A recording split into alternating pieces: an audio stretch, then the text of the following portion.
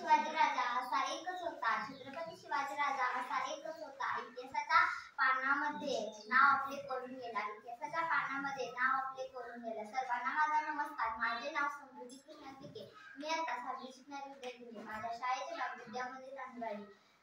आज 19 फेब्रुवारी आपण छत्रपती शिवाजी महाराजांची जयंती साजरी करत आहोत. सर्वप्रथम सर्वांना शिवजयंतीच्या हार्दिक शुभेच्छा. छत्रपती शिवाजी महाराज हे शूर, पराक्रमी आणि महान राजा होते.